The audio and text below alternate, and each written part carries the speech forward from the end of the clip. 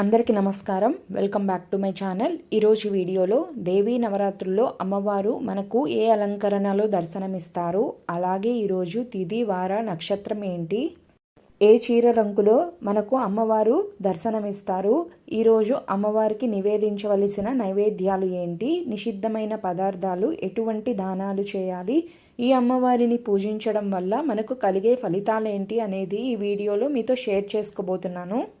మూడవ రోజు అమ్మవారు మనకు శ్రీ అన్నపూర్ణాదేవి అలంకరణలో దర్శనమిస్తారు. తేదీ వచ్చి అక్టోబర్ 5 శనివారం. తిథి వచ్చి ఆశ్వయుజ శుద్ధ తదియ.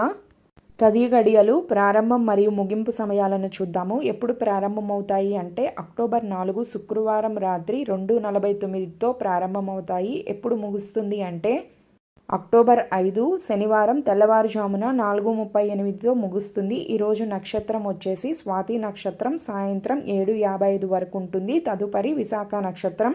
ఈరోజు అమ్మవారికి నివేదించవలసిన నైవేద్యం వచ్చి దధ్యోజనం. ఈ అమ్మవారిని పోగడ పూలతో అర్చిస్తే చాలా మంచిది. కుదరని పక్షంలో ఏవైనా సుగంధభరితమైన పుష్పాలతో అర్చించినా మంచిది. ఈరోజు అమ్మవారు మనకు గంధం రంగు చీరలో దర్శనమిస్తారు.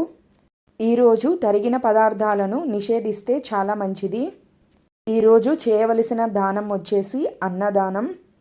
ఈరోజు పఠించవలసిన స్తోత్రం వచ్చి అన్నపూర్ణాదేవి స్తోత్రం, అలాగే అష్టోత్తర నామాలు చదువుతూ కుంకుమ పూజ చేస్తే చాలా మంచిది.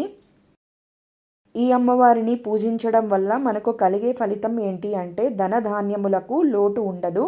ఇంతటితో ఈ వీడియోని ముగిస్తున్నాను. ఈ వీడియో మీకు యూస్ఫుల్ అవుతుంది అనుకుంటున్నాను. యూస్ఫుల్ అయితే కనుక ఒక లైక్ చేయండి, అలాగే నా ఛానల్లోకి వెళ్ళి విజిట్ చేయండి. నచ్చితేనే సబ్స్క్రైబ్ చేసుకోండి. Thanks for watching.